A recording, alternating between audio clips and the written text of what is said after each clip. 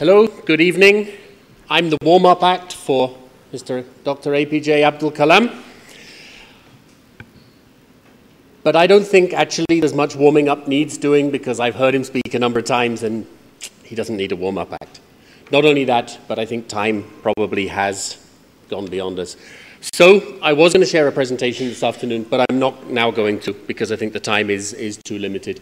But I just wanted to maybe make a couple of reflections, obviously moving away from the notes that I brought, but a couple of reflections, I think, on some of the things that have come from others, and maybe just if there's time to take one or two pressing questions from the floor.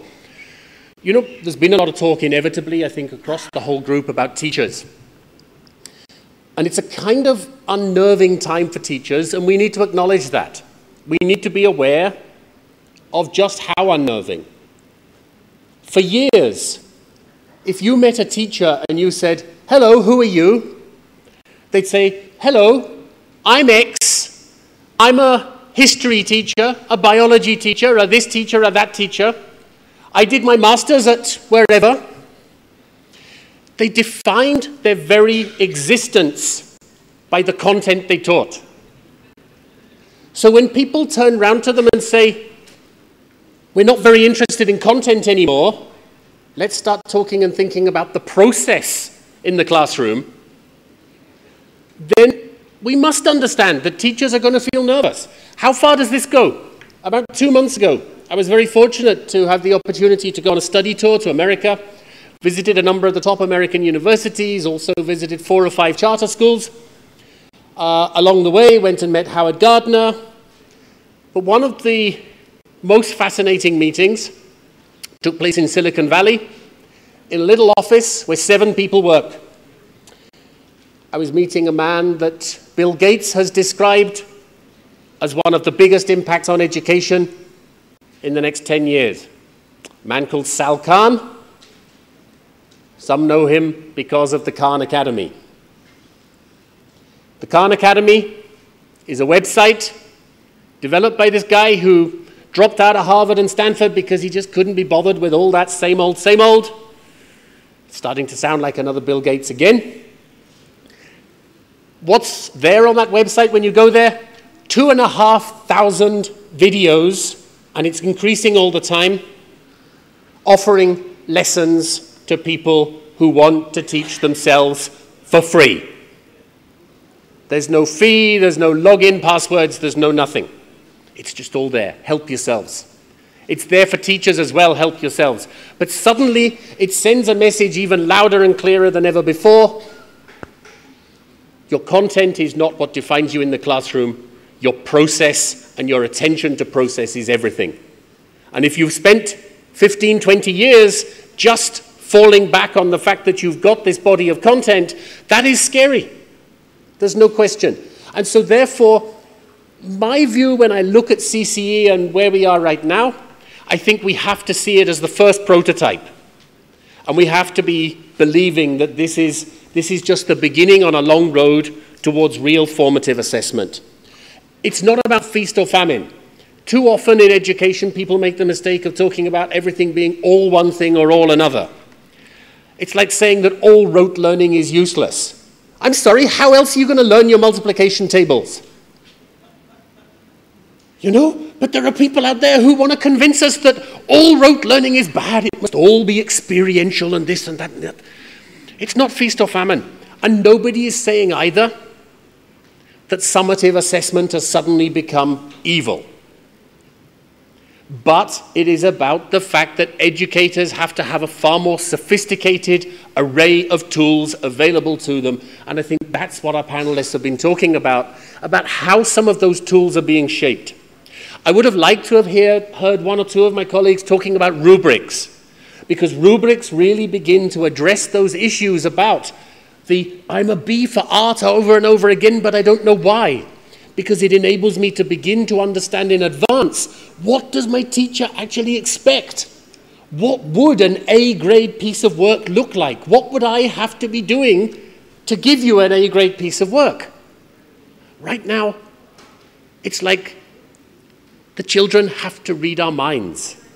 And that's not fair. We're expecting them to read our minds.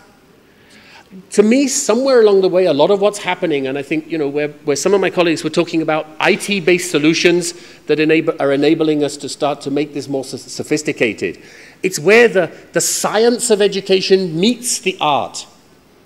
And I think that makes assessment one of the most fascinating areas. So when we were asked, are you happy to be here talking about assessment? That's why my hand went shooting up, because yes, absolutely. It's where the science and the art meet. And the role that IT is playing is important. Because there's no question, our education system, pretty much every education system in the world, is in a mess. And we're the guys who've got to solve it and have got to work it out. I ask a question, quick question. If Shakespeare had been taking ICSE, ISC, or CBSE Class 12 English, would he have got 100%? Because apparently most of our students are cleverer than Shakespeare and better at English than Shakespeare. 100% in English? I never got 100% in English. And I'd have thought a system that gave me 100% in English was a nonsense. What kind of system have we created? We have assessment systems in the USA and the UK that are more interested in assessing the teachers through assessing students. Because we're back again to that critical issue that has come up from some of our colleagues. Are we ready to trust teachers? We won't set subjective examinations anymore. We won't ask a student to write an essay anymore. It must all be objective, because we don't trust the teachers who are going to mark the paper later. We don't trust them to be consistent in their methodologies. So now we shouldn't be surprised when employers say, people can't write reports anymore.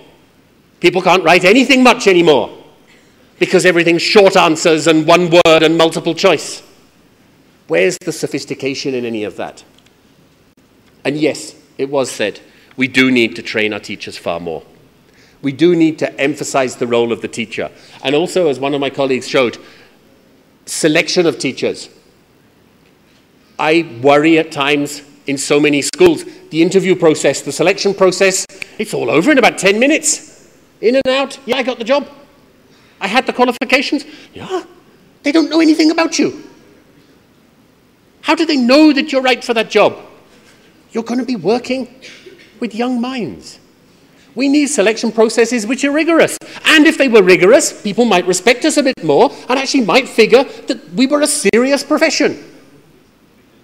If it actually involved you had to jump through some hoops to get in, they might respect us a bit more.